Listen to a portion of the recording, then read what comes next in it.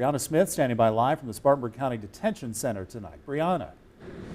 Hey, Gordon, you know, we just learned in the last few minutes from the FBI that Todd Kohlhepp was actually prohibited from being able to purchase a weapon. We're in Air 7 right now. We're looking over Columbia, and it's been amazing to see the different parts of the city and what's really been affected. We're in Super Bowl City, and they're so loud. All this keep pounding.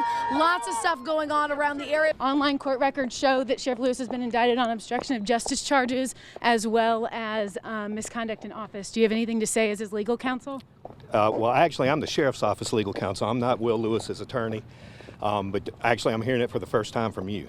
Just the 911 calls, it would seem investigators had an open and shut case. But I dug through the entire case file, finding evidence that was never released to the public. There's so much mud on the ground. You can see it just caked about an inch thick right here. And we're here inside City Hall right now, very full with press waiting to hear from Chief Ken Miller, the Greenville police chief, about what happened today as one of his officers was shot and killed as they were trying to serve a warrant. Hey, Tom, you know, it was very quick when that storm came through, and Spartanburg Community College is already cleaning up, as you can hear. Lots of trees down all across this campus, and that's what it looks like for hundreds and hundreds of yards. But the big story is actually across the interstate. Amy, we broke the news about those indictments this morning before Solicitor Kevin Brackett could even make it out of the courthouse today. And those indictments actually follow a 7-month investigation by SLED. And we've learned today that their investigation is far from over. As a grand jury met inside the Greenville County Courthouse, we informed the Sheriff's Office General Counsel about the news. Online court records show that Sheriff Lewis has been indicted on obstruction of justice charges as well as misconduct in office. Do you have anything to say as his legal counsel? Well, actually, I'm the Sheriff's Office legal counsel. I'm not Will Lewis's attorney, but actually, I'm hearing it for the first time from you. 2 indictments handed down to the top cop in Greenville County, one for misconduct in office for a series of alleged improper acts while being sheriff, another for obstruction of justice for allegedly impeding or hindering the administration of justice. Regardless of who you are, mighty or meek, everybody has to follow the law. The SLED investigation started last September after former sheriff's assistant Savannah Neighbors wrote a blog post saying she was sexually harassed and assaulted by Lewis while working for him. Lewis admitted in a press conference that he had a sexual encounter with Neighbors on a taxpayer-funded trip to Charlotte. No word if that sexual encounter is related to today's charges. I can't speak to the facts and circumstances that form the foundation of the charges. The charges and the indictments will have to speak for themselves. And with SLED agents back in the sheriff's office today, Solicitor Kevin Brackett says this investigation is far from over. You said that more charges could be forthcoming. Why was it important to get these indictments today and not wait until there's more charges or look further into that investigation? Well, we wanted to move forward on the information that we did have that we felt comfortable making charges on. The investigation itself is ongoing. There are additional interviews and matters that need to be looked into. Will Lewis is expected in court Thursday morning at 10 o'clock. He will be arraigned on those charges, a formal bond hearing of sorts, in front of a circuit court judge. His attorney, Beatty Ashmore, telling me today that they're not commenting on these charges yet. In Greenville County tonight, Brianna Smith, 7 News. Thousands of pieces of evidence from murders, sexual assaults, and everyday crime mislabeled or missing. And that's just the beginning of what was uncovered in an audit of the Lawrence County Sheriff's Office room that lasted more than 6 months. This was the first audit of the Sheriff's Office in at least 24 years. Our Brianna Smith has been investigating the Sheriff's Office for a year before state agents even stepped foot in that office. Brianna, what did you find out? Well, Tom, we started our investigation after learning from deputies inside the department that evidence recovered in the investigation of crimes, along with cash and drugs seized by deputies, wasn't being tracked or stored securely. Then, after SLED started their own audit, we learned there were even more problems. As officers respond to murders, armed robberies, and petty crimes, the pieces of evidence they take from those scenes are intended for justice, evidence that can make or break a case. In Lawrence County, those pieces of important evidence are stored here at the former jail. The same place that hosted the annual haunted house for charity. You see, these halls that were used to spook were also where evidence, guns, and even drugs were being kept, right next to where families were walking through. These things were locked and secured, so to speak, but at the same time, I would have had a concern about the safety point of it. They would soon learn the safety aspect was the least of the problems. Both outgoing Sheriff Ricky Chastain and incoming Sheriff Don Reynolds requested an independent audit of the evidence department by state agents. Audits are only recommended during changes in leadership. They aren't required. The reason for an audit is to make sure that evidence is being stored properly and being tracked accurately. There hadn't been an audit done in Lawrence County in at least 2 decades. It was chaos, yes. Pictures from SLED depict what agents walked into, rooms of evidence from dozens of different cases thrown together. Stacks and stacks and stacks of guns, not logged, not properly tagged, and not properly disposed of. We have guns back there now. I know this dates back into the probably 1990s. Agents had to start from scratch, taking weeks to sort out the thousands of uncatalogued items that they discovered. We found drugs, we found money, found just old evidence that was laying in there. Not labeled? A lot of it was not labeled, yes.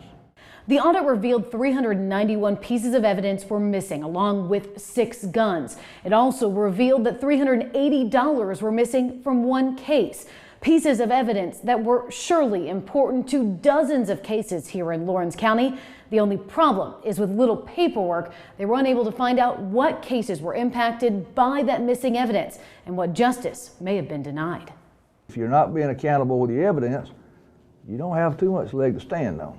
Part of the reason the evidence is so hard to track is because it was being kept in several places in the sheriff's office with no logs. Some seized money was taken to a bank to be deposited and earn interest, while other cash was kept in this narcotics safe, along with guns and evidence, all with no record of what was coming in or what was going out. What was shocking was what had been done by the sheriff's office in Lawrence County with those assets that had been seized. That should be a shock to anyone. Representative Gary Smith is currently sponsoring legislation to reform South Carolina's forfeiture and seizure law. His bill would make it tougher for police to take your items on just a suspicion of a crime. So we showed him the findings of this SLED audit. Does it show that that the asset forfeiture law needs reform on both sides? Oh, I think certainly so. It certainly says that there needs to be some accountability in all of there. Now Sheriff Reynolds is looking to do just that. Over here they have all their supplies. The thousands of items that were logged are now in order, with a system in place that regulates how all evidence is checked in and checked out. But the work is far from over. Evidence custodians are now continuing to search to return items that don't belong in custody and continue to look for missing pieces of potentially crucial evidence. There won't be this problem next time. So obviously this was all going on under Sheriff Ricky Chastain's watch. We reached out to him several times investigating this story, and he also has received a copy of this audit, but he has yet to respond to our questions on how this situation in Lawrence County actually happened. Boy, what a mess SLED had to straighten out there, but who do you hold accountable? You're talking a former sheriff here. You are talking a former sheriff. In each department, there's an evidence custodian who's directly over that. Our understanding is that there were several over the Chastain administration. SLED has not completed this audit because they're continually trying to reconnect those pieces of missing evidence with the people who they belong to. So after that's completed, which may take years, we'll then find out who's responsible. A lot of pieces to connect there. All right, Brianna, thank you. Dozens of upstate families ripped apart when drug tests done for the Department of Social Services showed positive results. Tonight, 7 News is first with the exclusive details of how one local office of the company responsible for those tests is now accused of completely fabricating the results. The real big question tonight is just how many families were impacted by DSS's decisions based on the work done by this one office. 7 News reporter Brianna Smith has been investigating. She has the exclusive story. Shocking details in this. Now, this is Sandy James that you see here on your TV. 2 of her children that were taken from her last July after DSS said they tested positive for meth in their systems. Those charges against her have now been dropped. That's because it appears that the drug tests given to DSS, along with many others to many other families, were never really performed. 50 days in the Lawrence County Jail was how long Sandy James sat there, knowing she was innocent, and that the test from Accurate Diagnostics should have never shown there was meth in her children's system. And a Lawrence County public defender thought the same thing, which is why they contacted lawyer Sloan Ellis. Those criminal cases were based on evidence of positive drug tests, and that they had information starting from a source inside DSS that those drug tests may not be positive. James's charges were dropped, and a lawsuit against Accurate Diagnostics was filed, claiming that hair samples pulled from James's children to check for drugs were falsified, that the company was submitting these reports to DSS with testing company Omega Labs logo on them, including specimen numbers and drug percentages that should match up with their records. Omega Labs emailed back and said those tests were never in the Omega Labs system. But James's case isn't alone. Lawyer Chad Mitchell is hired by the state to be a public defender for parents whose children are involved in DSS cases, and there are at least 30 families going through the same thing that James is. It gets very frustrating as a defense attorney to have to tell your client, well, you got it somehow, you know, you must have been hanging out with the wrong people, or, you know, you've been getting it secondhand smoke or some other way, because the tests don't lie. That's usually what we say. Well, now I can't say that because here we have a situation where the tests do lie. DSS says between January 3rd and October 20th of 2015, the hair strand drug screens are questionable, and each case will now be reviewed. I asked DSS about the process of verifying all drug tests across the state on a regular basis. They couldn't answer that. Just a printout on a piece of paper. It's not authenticated, it doesn't have a stamp, it doesn't have, you know, any kind of authentication on it. Maybe it should. Yeah, maybe it should. We now wait for evidence to see if all of them were falsified, but the time lost between those dozens of families can't be returned. Because of this, lost her job, lost her house, lost her car, and she is putting all that back together right now. So we really have no idea, you know, what is 1 hour away from your child worth? What is 1 week in jail worth? You know, to put a monetary value on that is, you know, it'd be very difficult. Hard to even fathom that this would be possible.